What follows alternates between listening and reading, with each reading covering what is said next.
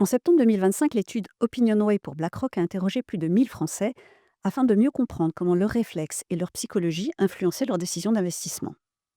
Et les résultats montrent à quel point le regard des proches compte. Presque autant de Français se fient à leur entourage qu'à des professionnels quand ils orientent leur choix. 46 contre 47%. Il s'agit du biais de suivisme. Est-ce que tu peux nous en dire plus sur ce biais, Edouard, s'il te plaît?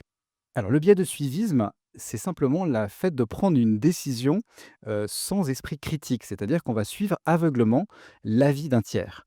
C'est relativement important puisque garder le contrôle de ses décisions, c'est très souvent faire sa propre analyse. Ce qui est bon pour mon voisin n'est pas forcément bon pour moi et le conseil que j'ai reçu n'est pas forcément adapté. Le biais de suivisme a une particularité, c'est qu'il appartient à la famille des biais sociaux. Et quand on pense biais sociaux, on pense bien évidemment aux réseaux sociaux.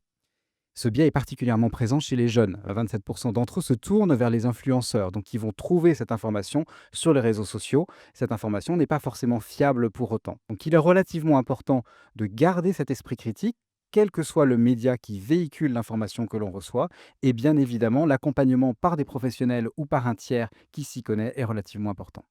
Tu l'as dit, Edouard, le fait d'échanger avec un tiers permet de prendre un peu de recul et de distance, notamment avec ses biais émotionnels.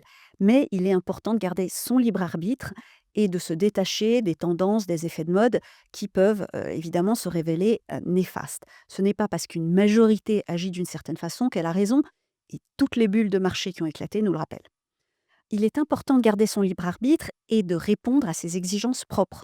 Le choix de solution d'investissement doit reposer sur des objectifs et des contraintes personnelles, et ce qui est choisi par un tiers et adapté à ses circonstances n'est pas forcément pertinent pour soi-même.